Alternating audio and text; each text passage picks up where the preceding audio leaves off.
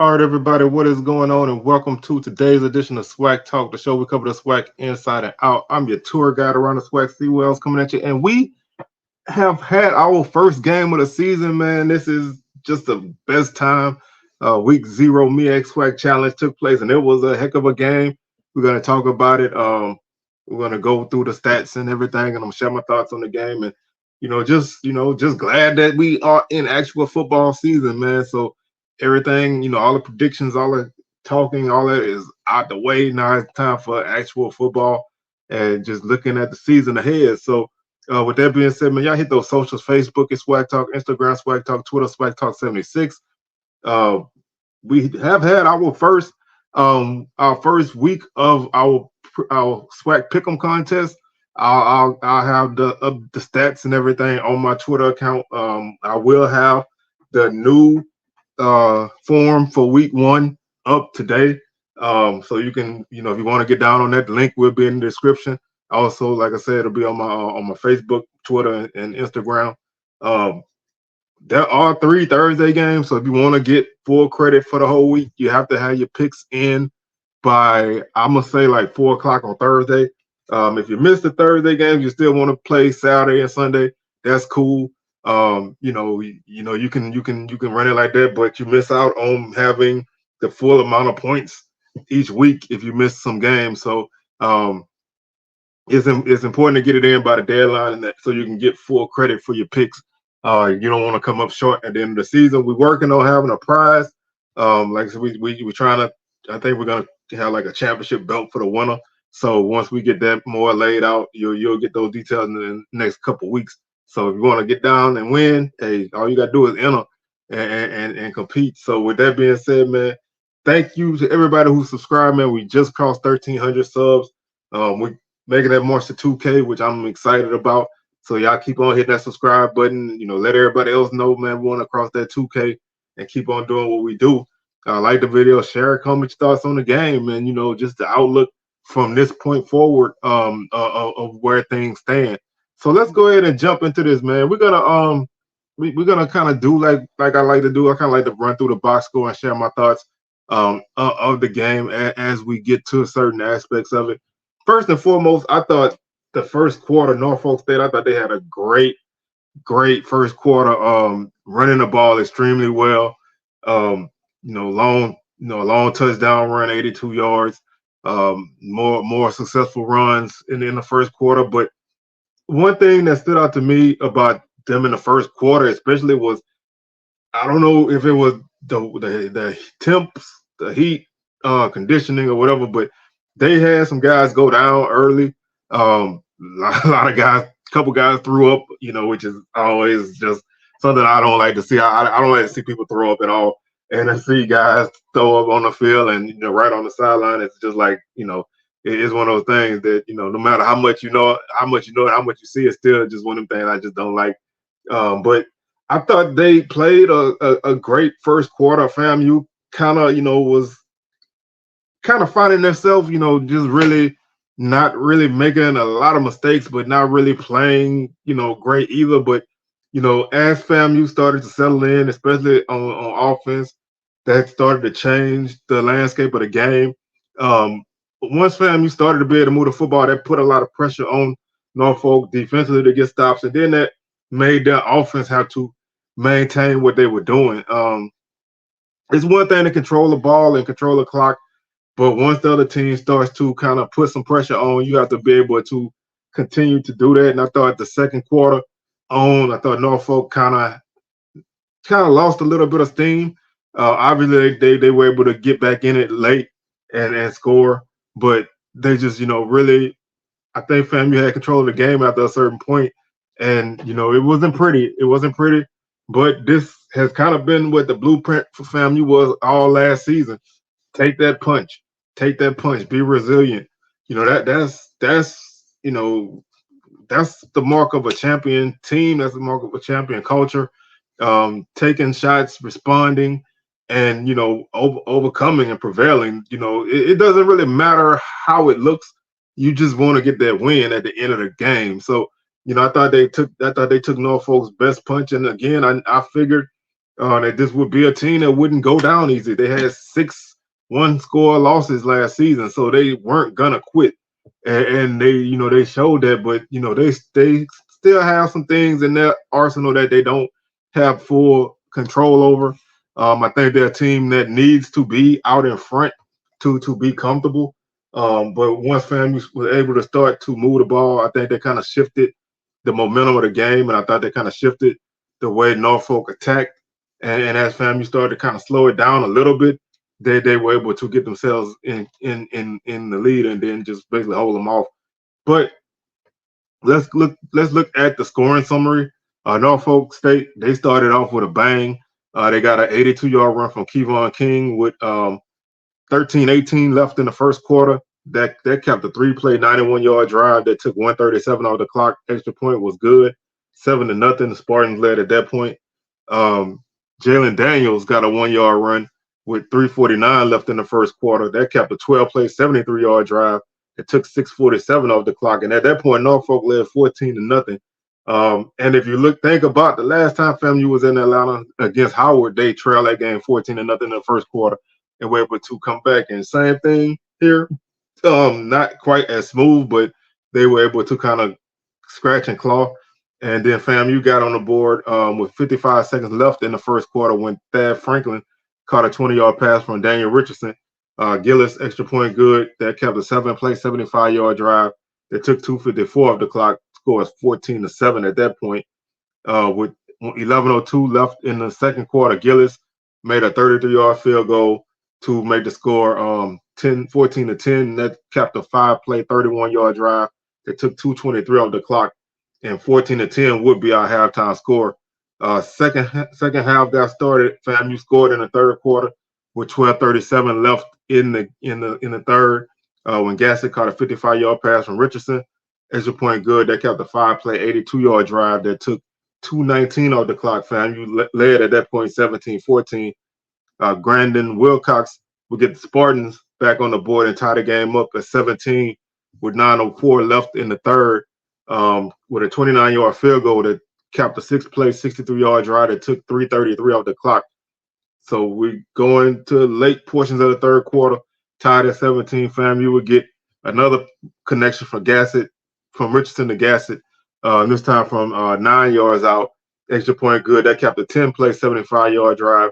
It took 5:37 off the clock, 24-17. And then with 6:29 left in the game, Kevon King will get a 2-yard run to cap a 9-play 73-yard drive that took 5:02 off the clock. 24-23 at that point. Norfolk went for 2 and they didn't get it. And FAMU would basically hold on. They would basically hold on at that point to get the win. So when you look at like the late portions after Norfolk scored their final touchdown, FAMU would get the ball. They would get the ball with 6:21 left in the game. And they would basically drive the ball down to the Norfolk 12-yard line and run the clock out. So they had a tremendous end of the game drive, game sealing drive. And that's something that I think you may not have seen from that team last year, the ability to just grind it out. Like I said, it started off at 1st and 10. They picked up. They didn't get anything on first down. Second down, they threw a pass for 6 yards. Third down, they picked up the first down with a 6-yard pass. 1st and 10 at the 37, they picked up 2 yards on a run. 2nd and 8 from the 39, they ran for 18 up the middle to the Norfolk 43. Then they had a 4-yard run to the Norfolk 39, followed by a 4-yard run to the Norfolk 35. That at that point, there was 2 minutes left. With 2 minutes, they threw a pass incomplete. Norfolk was offsides, and they had a pass interference, which put them at the Norfolk 24 on 1st and 10. And from there, they were able to just run the ball 8 yards on first down, 7 yards on second down, and then they ran, then they nailed the clock out. So that's a great game-ending drive. Like I said, you get the ball back with 6:21 on the clock, and you never allow the other team to get the ball again. Because that, a lot of times that's a couple more possessions in a game, but they were able to hold that ball for the last 6 minutes of the game, and that's how you slam the door on somebody. That's a winning, that's a winning thing. That's a winning culture. That's a winning strategy. When you're able to do that, that changes the perspective of everything. And the fourth quarter only had two possessions. FAMU had the last one. Norfolk had the first one. So it was a very, very, very short fourth quarter possession wise. And honestly, the second half was kind of short possession wise.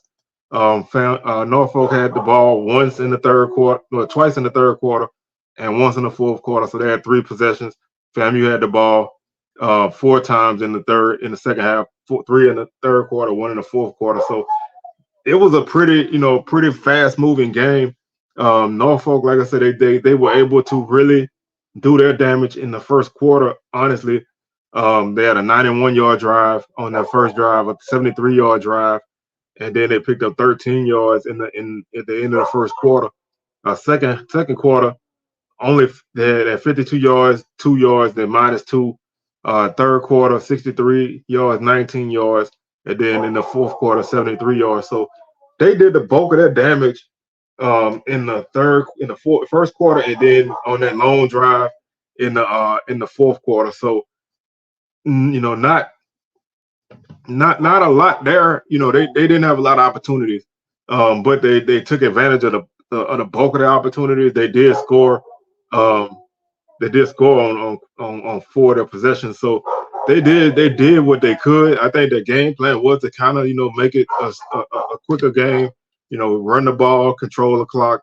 FAMU, they struggled early trying to kind of get themselves right, but they scored on their second possession. So they didn't necessarily not get anything done. It looked worse because Norfolk jumped on them 14-0, and after giving up a big play to score, you pick up a first down, then you end up punting, but then your next drive you did score, and then the next drive of that you kicked a field goal. So you kind of had some momentum, then you would lose it, and then you would punt two straight times, but then you would score touchdowns on your next two possessions. So you had one fumble in the third quarter when you were driving, you were down to the Norfolk 27, and you fumble.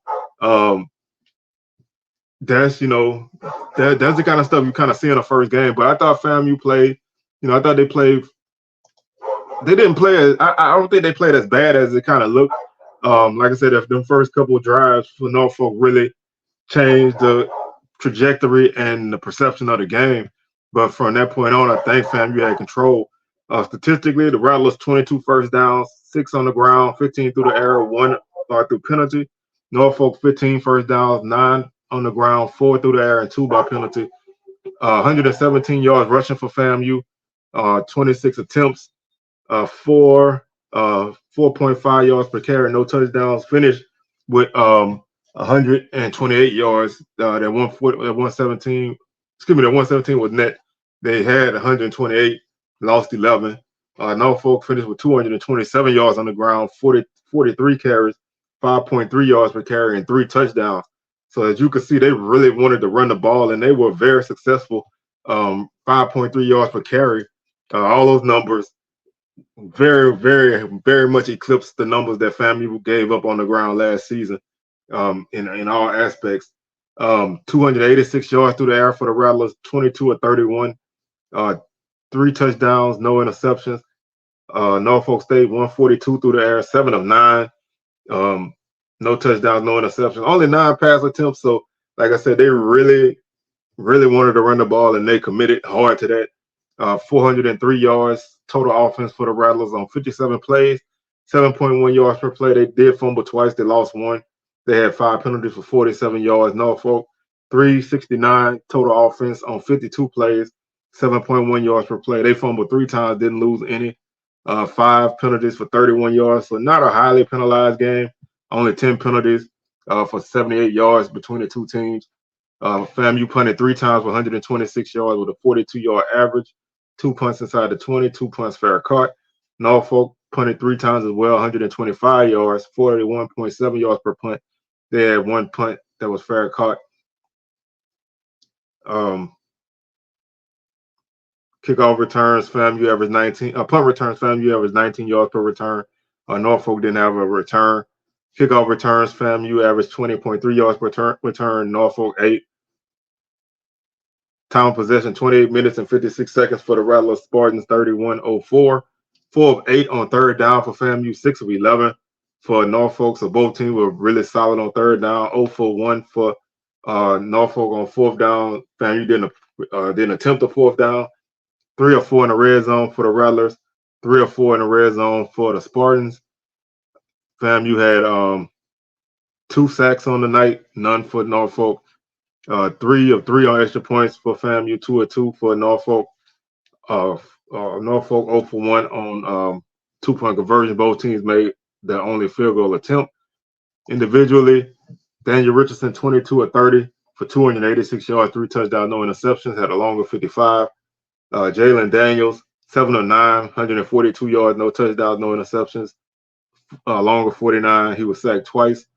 Kelvin Dean 11 carries for 49 yards.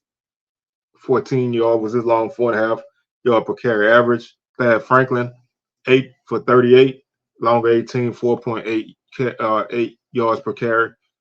Daniel Richardson 3 for 32 with a longer 17, average 10.7 yards per carry. For Norfolk, Kevon King 14 carries, 146 yards, 2 touchdowns, average 10.4 yards per carry with that 82-yarder. Xavion Evans 12 carries for 55 yards, longer 23, 4.6 yards per carry. Kieron Benjamin 6 for 33, 10 yards was his long, 5.5 yards per carry.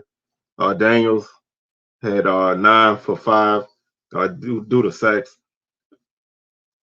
Receiving, Gassett led FAMU with 8 catches for 110 yards and 2 touchdowns at a longer 55.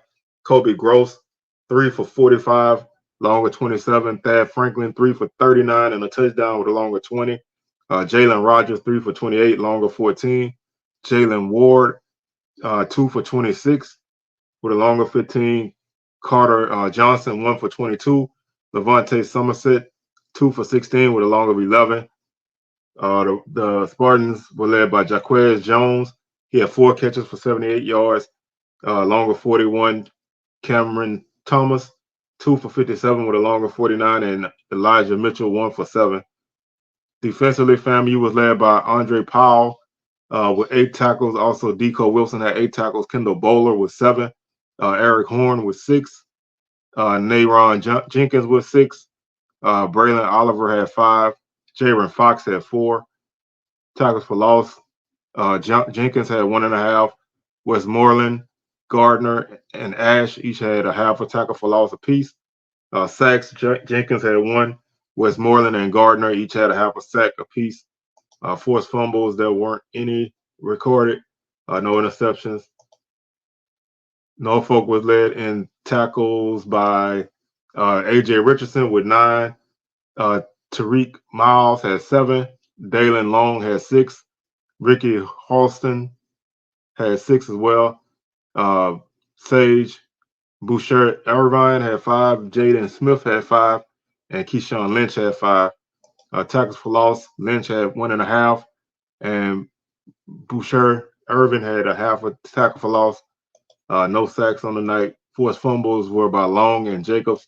No recovery was by Lynch. No interceptions.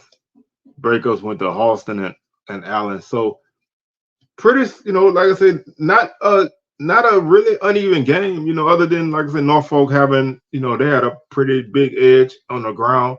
FAMU had a big edge through the air. But all in all, the game kind of evened out a little bit. Norfolk, like I said, they had those big plays early.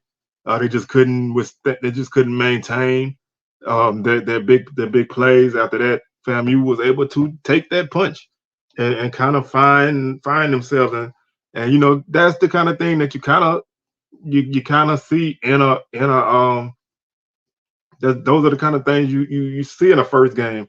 You sometimes you have a team that jumps out on the other team, and things look bleak, but they didn't give up, and that's all you can really ask for.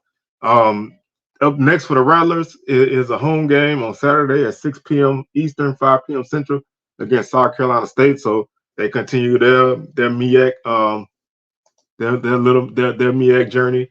And we'll preview that game on Wednesday as we go into our early season week 1 preview. So Rattlers, back at it again. Another tough opponent, another opponent that's gonna want to run the ball at them. And like I said, we'll talk more about that game during the week. Again, we'll have our week 1 pick'ems. The link will be up probably sometime this evening. So if you want to go ahead and get in on that, hop on it, man, with us and have a chance to win a prize at the end of the season. So with that being said, man, I'm your tour guide around the SWAC, C. Wells, signing out, and I will catch y'all on the rebound. Peace.